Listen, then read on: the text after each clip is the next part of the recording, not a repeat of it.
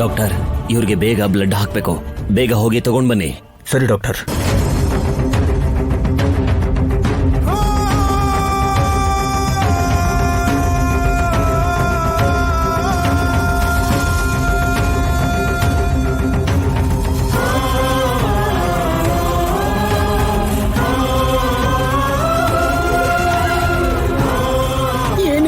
ಏನಾಯ್ತು? ನನ್ ಮಗನ್ಗೆ ಏನಾಗಿದೆ? ಒಳಗಡೆ ಟ್ರೀಟ್ಮೆಂಟ್ ನಡೀತಾ ಇದೆಯಮ್ಮ. ಅಯ್ಯಯ್ಯೋ ದೇವ್ರೆ, ನನ್ ಮಗನ್ಗೆ ಎಂತ ಕಷ್ಟ ಬಂತು.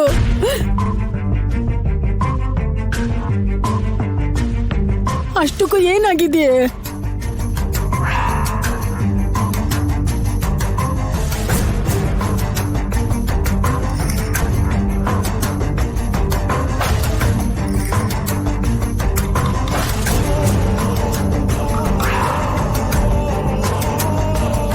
ನನ್ ಮೊಮ್ಮಗಳು ಏನ್ ಪಾಪ ಮಾಡಿದಾಳೆ ಅಂತ ಆ ಪ್ರಭಾಸು ಸಾಯಿಸ್ಬೇಕು ಅಂತಿದ್ದಾನೆ. ಅವನನ್ನ ದೇವ್ರು ಸುಮ್ನೆ ಬಿಡಲ್ಲ, ಅದಕ್ಕೆ ತಕ್ಕಂತ ಶಿಕ್ಷೆ ಕೊಡ್ತಾನೆ. ಅವನು ಕಾದು ಕಾದು ಟೈಮ್ ನೋಡಿ ದಾಳಿ ಮಾಡಿದನ ಅತ್ತೆಮ್ಮ. ಅವ್ನ್ ಎಷ್ಟು ದೊಡ್ಡ ನೀಚ ಅಂತ ಗೊತ್ತಿದ್ದು ಕೂಡ ಎಲ್ರೂ ಹೋಗಿ ಅವನನ್ನ ಕೆಣಕ್ಬಿಟ್ ಬಂದ್ರಿ. ಅಷ್ಟಕ್ಕೆ ಅವ್ನ್ ಸುಮ್ನೆ ಇರ್ತಾನೆ ಅಂತ ಹೇಗ್ ಅಂದ್ಕೊಂಡ್ರಿ ನೀವು? ಅನ್ ಮಾತ್ರಕ್ಕೆ ಪ್ರಾಣ ಅಂದ್ರೆ ಲೆಕ್ಕನೇ ಇಲ್ವಾ ಅವನಿಗೆ? ಪಾಪ, ನಮ್ಮನ್ನ ರಕ್ಷಿಸೋಕ್ ಹೋಗಿ ದೊಡ್ಡಪ್ಪ ದೊಡ್ಡಮ್ಮ ಇಬ್ರು ಅವ್ರ ಪ್ರಾಣಕ್ಕೆ ಕುತ್ತು ತಂದ್ಕೊಂಡಿದ್ದಾರೆ. ಪ್ರಭಾಸ್ನ ಸಾಯಿಸ್ಬಿಡ್ಬೇಕು. ಶೌರ್ಯ ಸರ್, ಸೀನು ಮಾವ ಅವ್ರನ್ನ ಸುಮ್ನೆ ಬಿಡೋದಿಲ್ಲ.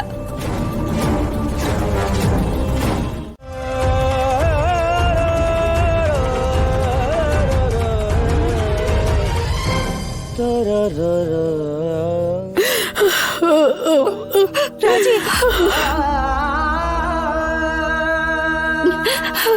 ಇಲ್ಲ ಇಲ್ಲ, ಧೈರ್ಯವಾಗಿರೋ ರಾಜಿ. ಅಯ್ಯೋ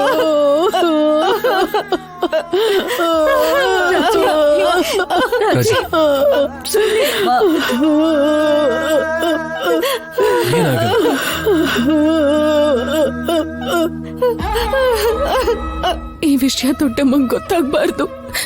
ದೊಡ್ಡಮ್ಮಂಗ್ ಗೊತ್ತಾದ್ರೆ ಅವರು ಬದುಕೋದಿಲ್ಲ.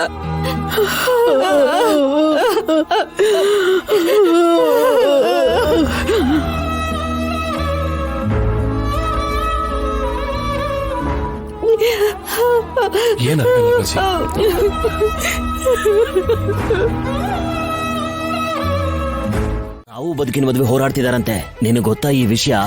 ನನ್ಗೂ ಇವಾಗ್ಲೇ ಗೊತ್ತಾಯ್ತು ಕಣೋ.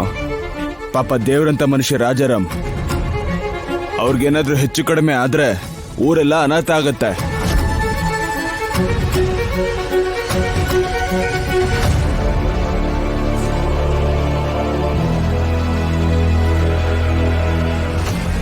ಪ್ರಭಾಸ್, ಕೆಲವರು ನಮ್ಮ ಊರಿನ ಜನ ಅಲ್ಲೇ ಇದ್ದಾರೆ. ಏನ್ ಮಾಯ ಮಾಡ್ತಾ ಗೊತ್ತಿಲ್ಲ ನನ್ಗೆ. ಊರವರೆಲ್ಲ ಒಂದಾಗಿ ಆ ಕುಟುಂಬದ ಮೇಲೆ ದಾಳಿ ಮಾಡ್ಬೇಕು. ಎಲ್ಲರವ್ರಿಗೆ ಸಾಯೋ ತರ ಹೊಡಿಬೇಕು. ಕೈ ಕಾಲ್ ಹಿಡ್ಕೊಂಡ್ರು ಹೊಡಿಯೋದ್ ಮಾತ್ರ ನಿಲ್ಲಿಸ್ಬಾರ್ದು. ಎಂತ ಏಟ್ ಬೀಳ್ಬೇಕು ಅಂದ್ರೆ ಸಾಯೋ ತನಕ ಆರ್ಬಾರ್ದು. ನಾನ್ ನೋಡ್ಕೋತೀನಿ ಬಿಡಿ, ನೀವು ನೋಡ್ತಾ ಇರಿ.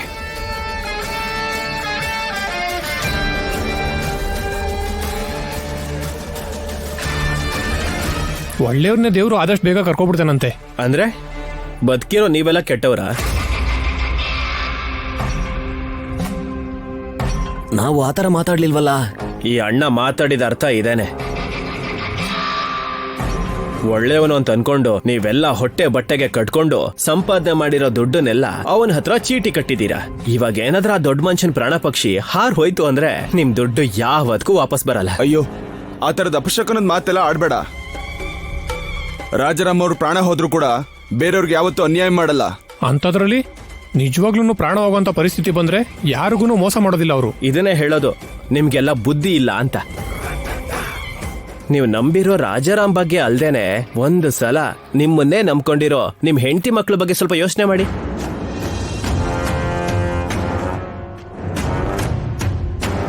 ಆಗ್ಲೋ ಈಗ್ಲೋ ಅಂತಿರೋ ಪ್ರಾಣ ಪಟಕ್ ಅಂತ ಹೋಯ್ತು ಅಂದ್ರೆ ಅವಾಗ ಏನ್ ಮಾಡ್ತೀರಾ?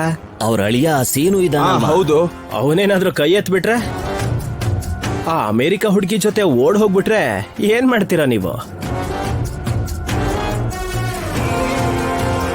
ಅಲ್ದೆ ನೀನ್ ಹೇಳ್ತಿದ್ರೆ ನಿಜ ಅನಿಸ್ತಾ ಇದೆ ಕಣೋ. ನಾನ್ ಹೇಳ್ತಿರೋದು ನಿಜಾನೇ ಅಣ್ಣಂದ್ರೆ ನಿಮ್ ಅಮಾಯಕತ್ವ ಅವ್ರ ಆಸ್ತಿಯಾಗಿ ಬದ್ಲಾಗೋಕ್ಕೂ ಮುಂಚೆ ನೀವು ಸ್ವಲ್ಪ ಹುಷಾರಾಗಿ ಬೇಗ ಹೋಗಿ ನಿಮ್ ದುಡ್ಡನ್ನ ವಸೂಲಿ ಮಾಡ್ಕೊಳ್ಳಿ. ಹಾಸಿಗೆ ಮೇಲಿರೋ ರಾಜಾರಾಮ್ ಮೇಲೆ ಕರುಣೆ ತೋರಿಸಿ ಇವ್ರ ರಕ್ತನ ಯಾಕೆ ವೇಸ್ಟ್ ಮಾಡ್ಬೇಕು ಅಂತ ಯೋಚನೆ ಮಾಡ್ತಿದ್ದಾರೆ. ಕೋತಿ ವೇಷದಲ್ಲಿ ಬಂದು ಬುದ್ಧಿವಾದ ಹೇಳಿದ್ರೆ ಆಂಜನೇಯನೇ ಬಂದ ಅಂತ ಅನ್ಕೋತಾರೆ ಈ ಜನ. ಆಮೇಲೆ ಬಲಿ ಆಗ್ತಾರೆ ಅನ್ನೋ ಪರಿಜ್ಞಾನ ಇಲ್ಲ. ಯಾರು ಏನ್ ಮಾಡಿದ್ರು ಪರವಾಗಿಲ್ಲ, ಆ ರಾಜಲಕ್ಷ್ಮಿ ಕುಟುಂಬ ಮಾತ್ರ ಒದ್ದಾಡಿ ಸಾಯ್ಬೇಕು. ಸಾವು ಬದುಕಿನ ಮಧ್ಯೆ ಇರೋರ ಹತ್ರ ದುಡ್ಡು ಕೇಳೋದು ಒಳ್ಳೇದಂತೀಯಾ? ಇದೇ ಮಾತನ್ನ ನಾಳೆ ನಿನ್ ಮಗಳು ವರದಕ್ಷಿಣೆ ಕೊಡ್ಬೇಕಾದ್ರೆ ಹೇಳಿದ್ರೆ ಅವ್ರು ಒಪ್ಕೋತಾರಾ?